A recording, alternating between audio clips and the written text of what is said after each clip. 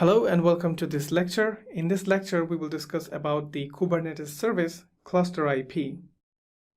A full stack web application typically has different kinds of pods hosting different parts of an application. You may have a number of pods running a front-end web server, another set of pods running a back-end server, a set of pods running a key value store like Redis, and another set of pods may be running a persistent database like MySQL. The web front-end server needs to communicate to the back-end servers, and the back-end servers need to communicate to the database as well as the Redis services, etc. So what is the right way to establish connectivity between these services or tiers of my application? The pods all have an IP address assigned to them, as we can see on the screen. But these IPs, as we know, are not static. These pods can go down anytime and new pods are created all the time, and so you cannot rely on these IP addresses for internal communication between the application. Also, what if the first front-end pod at 10.244.0.3 need to connect to a backend service? Which of the three would it go to, and who makes that decision? A Kubernetes service can help us group the pods together and provide a single interface to access the pods in a group.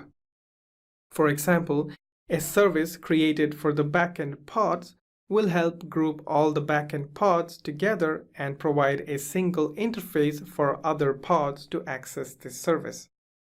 The requests are forwarded to one of the pods under the service randomly. Similarly, create additional services for Redis and allow the backend pods to access the Redis systems through the service. This enables us to easily and effectively deploy a microservices-based application on Kubernetes cluster. Each layer can now scale or move as required without impacting communication between the various services. Each service gets an IP, a name assigned to it, inside the cluster, and that is the name that should be used by other pods to access the service. This type of service is known as ClusterIP. To create such a service, as always, use a definition file. In the service definition file, first use the default template, which has API version, kind, metadata, and spec. The API version is v1, kind is service, and we will give a name to our service. We will call it backend. Under specification, we have type and ports. The type is ClusterIP. In fact, ClusterIP is the default type, so even if you didn't specify it, it will automatically assume the type to be ClusterIP. Under ports, we have a target port and port.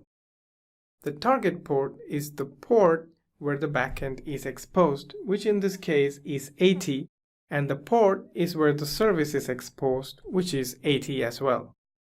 To link the service to a set of pods, we use selector.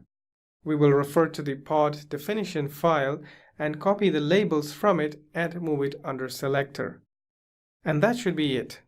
We can now create the service using the kubectl create command, and then check its status using the kubectl getServices command.